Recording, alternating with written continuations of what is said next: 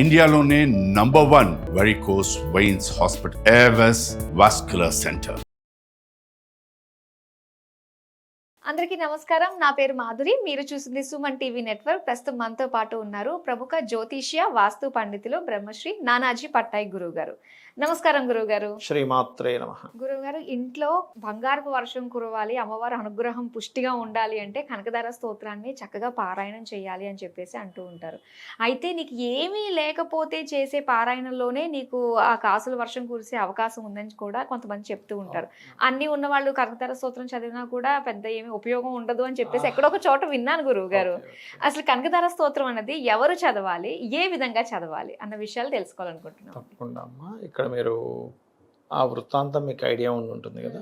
ఆదిశంకరాచార్యులు వారు ఒక గృహానికి వెళ్ళి భిక్షాటన చేస్తూ ఉండగా ఒక ఆవిడ 10 రోజుల నుంచి కూడా అప్పటికి ఇంకా ఏమీ తినలేదు, 10 days నుంచి ఆవిడ ఏమీ తినలేదు. కానీ ఒక ఉసిరికాయ ఈశ్వరుడు దగ్గర పెట్టిన నైవేద్యాన్ని ఉన్నది ఇది ఒకటేనే ఇస్తుంది. అప్పుడు ఆ యొక్క ఆదిశంకరాచార్యుల వారు తన కంటి నిండా నీళ్ళు వచ్చేసి, అంటే ఒక బాధ వేస్తుంది, అయ్యో ఈవిడ తినలేదా అని ఆ యొక్క లక్ష్మీదేవిని ప్రార్థిస్తాడు. వచ్చినప్పుడు లక్ష్మీదేవి అంటుంది, శంకర నువ్వు అడుగుతున్నావు కరెక్టే, కానీ ఇవిడికి పుణ్యం లేదు. అంటే ఏ దేవత అయినా మనకి అనుగ్రహించే ముందు మన పుణ్యం ఎంత ఉందని చూస్తుంది. మనం చెక్ పట్టుకొని బ్యాంకుకి వెళ్ళగానే అకౌంట్లో డబ్బులు ఉన్నాయా లేవని ఎలా చూస్తాడో బ్యాంక్ అకౌంటెంట్, అలాగే మనం అడిగినప్పుడు కూడా చూస్తుంది పరమాత్మ, చూస్తాడు అలా. ఆ దేవత ఏ దేవతనైతే మనం స్మరిస్తామో ఖచ్చితంగా ఆ దేవత అనుగ్రహించే ముందు చూస్తుంది ఎంత పుణ్యం ఉంది అని. అప్పుడు మరి లేదు కదా ఎలా ఇవ్వాలంటే, ఒక గురువు అంటే తన ధర్మాన్ని తను పాటించింది కాబట్టి నువ్వు ఇవ్వచ్చు అని చెప్తాడు. కానీ ఇక్కడ మనం అర్థం చేసుకోవాల్సింది ఏంటంటే, ఆ ఉసిరికాయని ఏం చేసుకుంటాడు ఆయన అసలు యాక్చువల్గా? సరే మీరు చెప్పండి, ఏం చేసుకుంటాడు ఆ చిన్న ఉసిరికాయని? మరి ఎందుకు ఇచ్చాడు ఆయన అంతటి కరుణ? ఎందుకు ఇచ్చాడంటే, ఎప్పుడు కూడా గురువులు కానివ్వండి, పరమాత్మ సాక్షాత్ శంకర స్వరూపం కరుణ ఇస్తే ఇచ్చేస్తారు. ఎప్పుడు కరుణ జరుగుతుంది అంటే మనం ధర్మంగా ఉన్నప్పుడే ఆ కరుణ అనేది జరుగుతుంది. ధర్మబద్ధంగా మనం ఉన్నప్పుడు, అందుకే అమ్మవారి యొక్క నామాల్లో కూడా ధర్మాధ్యక్ష, ధనాధ్యక్ష, ధనధాన్య వివర్ధిని. అంటే ధర్మానికి ఆవిడ అధ్యక్షురాలు, ధనానికి ఆవిడ అధ్యక్షురాలు. చాలామంది తుచ్చమైన ధనం అంటారు. మరి తుచ్చమైన ధనం అయితే ఆవిడ అధ్యక్షురాలు ఎందుకు ఉంటుంది ఆ ధనానికి? ధనం ఇప్పుడు చెడ్డది కాదు, ధనం మంచిదే, కానీ ధర్మబద్ధమైన ధనం మంచిదే అని అర్థం అక్కడ. ఆ రకంగా ఇక్కడ ఏంటంటే, మనకు పూర్వజన్మ పుణ్యం లేకపోయినా ఇప్పుడు చేసేది ఏదైతే ఉందో ధర్మబద్ధంగా చేస్తే నీకు ధనం వస్తుంది. ధర్మానికి ధనానికి సంబంధం ఉంటుంది, ధర్మానికి అమ్మవారికి సంబంధం ఉంటుంది, ధర్మానికి ఆ పరమాత్మకి సంబంధం ఉంటుంది. ధర్మాన్ని ఆశ్రయించే దేవతలు ఉంటారు. ఇవాళ రేపు ఏంటంటే కలి యొక్క ప్రభావం వల్ల ఇవాళ రేపు ధర్మంగా ఉంటే లేదండి అని అబద్ధాలు ఆడితే మంచిది అన్ని. అమాయకుడు ఎలా బతుకుతాడేమో ఉంటే ఎగ్జాక్ట్లీ మంచి వాక్యం వాడారు మీరు. అమాయకుడు ఎలా బతుకుతాడు ధర్మంగా ఉంటే బతకలేడు అనుకుంటే తప్పండి అది. నన్ను అడిగితే ఇంకా ఫ్యూచర్లో ధర్మబద్ధుల కోసం జనాలు వెతుకుతుంటారు, ఎవడైనా ఉన్నాడా మంచివాడని. అది తగ్గిపోతుంది కదా. ఇప్పుడు ఒరిజినల్గా ఒక పీస్, మీరు ఏదైనా ఒక వస్తువు ఇది ఒరిజినల్ అండి అన్న దానికి డిమాండ్ ఎక్కువ ఉందా, డూప్లికేట్ దానికి ఎక్కువ డిమాండ్ ఉంటుంది. అలా ఏంటంటే నా ఉద్దేశం, ఏదో 4 మనుషులు బాగాలేరు కదా అని చెప్పి మొత్తం అలాగే ఉండి సొసైటీ అనుకుంటే తప్పు. అయితే ఈ కనకదార స్తోత్రాన్ని పఠించేటప్పుడు, కనకదార స్తోత్రం అనే కాదు, మీరు ఏది పఠించేటప్పుడైనా మీ మనసుతో చేస్తున్న ఫీలింగ్ మీకు రావాలి. మీ మనసుని పెట్టి చేస్తున్న ఫీలింగ్ మీకు రాకపోతే అది మీకు కనెక్ట్ అవ్వదు. అసలు ఏదో నోటితో అంటూ ఉంటారు.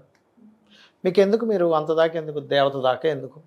మీకు కొంతమంది స్నేహితులు ఉంటారు, ఎవరైనా మీరు పలానా అమ్మాయి గురించి ఎప్పుడైనా అనుకోగానే వెంటనే వాళ్ళు ఫోన్ చేస్తారు, ఏంటో ఇప్పుడే నీ గురించి అనుకున్నా అంటారు. మరి ఎలా జరుగుతుంది అది? ఫోన్లో మనం ఆవలింత వస్తే అవతల వాళ్ళకి ఆవలింత వస్తుంది, అవునా? అవునండి. ఎందుకు వస్తుంది అంటే ఒక కనెక్టివిటీ ఉంది. మన మనసులో అనుకుంటాం అప్పుడు, అబ్బాయి ఈవిడెందుకో ఇతను ఎందుకో ఫోన్ చేయలేదు, ఏంటో మరి పొద్దున్నే ఫోన్ చేస్తా అన్నాడు, లేకపోతే రోజు ఈ టైంకి ఫోన్ చేస్తాను. కామన్గా అసలు ఎప్పుడు టచ్లో ఉన్న వ్యక్తిని తలుచుకోగానే వాళ్ళ ఫోన్ వస్తుంది ఒక్కోసారి. అంటే ఏమిటి, మన మనసులో తలుచుకుంటే ఈ ప్రకృతిలో ఉన్న ఏదైనా సరే కనెక్ట్ అవుతున్నందుకు ఆ కనకదార స్తోత్రం కానివ్వండి, ఏ స్తోత్రాలైనా మీరు మానసికంగా దాన్ని ఎంతో అంటే ఎంజాయ్ చేస్తూ మీరు చేయగలిగితే, అప్పుడు మీరు కనకదార స్తోత్రం చదివితే నిజంగా ఆ రోజు అలా అమ్మవారు కురిపించినట్టుగా ఈ కలియుగ ప్రామాణికాల పరంగా ఇంకో రకంగా మనకు వస్తుంది. అయితే ఇక్కడ కేవలం అమ్మవారు కనకదార స్తోత్రం చేస్తే వర్షం కురిపిస్తుందనే కాన్సెప్ట్తో అసలు ఎప్పుడూ చేయకూడదు. అది ఎలా ఉంటుందంటే ఒక పిల్లవాడిని తల్లి వీడు పెద్ద అయితే నన్ను ఏదో పోషిస్తాడు అనే కాన్సెప్ట్లో వాడికి అన్నం పెట్టినట్టు వాడికి స్నానం చేసినట్టు ఉంటుంది.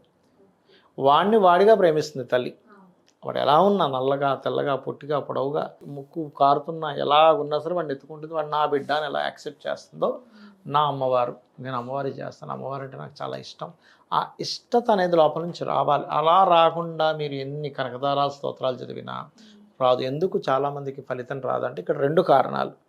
ఒకటి, వాళ్ళకి పూర్వజన్మ కర్మ ఇంకా ఏదో మిగిలిపోయింది, అది అయిపోయే వరకు కూడా వీళ్ళకి మారదు. దాని జ్యోతిష్ శాస్త్రంలో దశ అంటారు. నీ దశ మారింది అంటూ ఉంటాం. అంటే దశ మారితే ఏంటి, అది బేడా గుడ్డ తెలిసిపోతుంది. అది మంచి ఫలితాలు ఇచ్చే దశ అనుకోండి, ఆనందాన్ని, ధనాన్ని, మంచి మంచి ఈవెంట్స్ జరిగే లైఫ్ అనుకోండి, అప్పుడు దశ బాగుంది. నష్టపోవడాలు, అమ్మేసుకోవడాలు, తీసుకెళ్ళి ధనాన్ని తాకట్టు పెట్టడాలు, చుట్టాల మధ్య అవమానం, ఇవన్నీ బ్యాడ్ దశలు. అలాంటప్పుడు ఏం చేస్తాం, బాబు నీకు ఈ దశ మారింది, నువ్వు జాగ్రత్తగా ఉండు, నువ్వు అనవసరం ఇన్వెస్ట్మెంట్ చేయకని చెప్తుంటాం. అలా ఏంటంటే నిత్య దేవతారాధన చేసేవారికి, నిత్యము కనకదారా స్తోత్రం పఠించేటువంటి వారికి, మీకు కొంతమందికి రాదు, ఏమంటే ఆ నోరు తిరగట్లేదండి, అంగం హరే ఇదేంటి అసలు నాకు రావట్లేదు అంటూ ఉంటారు. నేనేమంటానంటే మీకు నోరు తిరగనంతసేపు మీరు ఎవరి దగ్గర గురువుగారి దగ్గర నేర్చుకోవచ్చు, లేదా యూట్యూబ్లో పెట్టుకొని, చాలా ఉంది యూట్యూబ్లో ఇన్ఫర్మేషన్. ఒక్కొక్క లైన్ మాటిమాటికి అలాగా మీరు స్క్రీన్ రికార్డింగ్ చేసుకోవచ్చు. ఒక లైన్ స్క్రీన్ రికార్డింగ్ చేసుకుని అలా అనగా అనగా మీకు ఆ లైన్ వచ్చేస్తుంది. అలాగా ఎందుకంటే నోటికి ఎందుకు రావాలంటే అమ్మ, మీరు నార్మల్గా శ్రీమాత్రే నమః అనుకుంటూ చేయడం వేరు. నోటికి వస్తే ఏమవుద్దంటే మీ మనసు లయం అవుతుంది దాంట్లో. నోటికి రావట్లేదు, పుస్తకం పట్టుకొని చదువుతున్నాం. స్టార్టింగ్లో ఎవరైనా అలాగే చదువుతారు, అదేం పెద్ద దోషమేం కాదు. మీకు ఏమవుద్ది, ఇది అక్షర దోషం ఉందా లేదా, ఇది ఎలా ఉంది, దీని మీదకి వెళ్ళిపోద్ది కాన్సన్ట్రేషన్. మనసు కనెక్ట్ అవ్వడానికి ఛాన్సెస్ తక్కువ ఉంటుంది. కాబట్టి నోటికి రావాలి ఏ శ్లోకమైనా కూడా.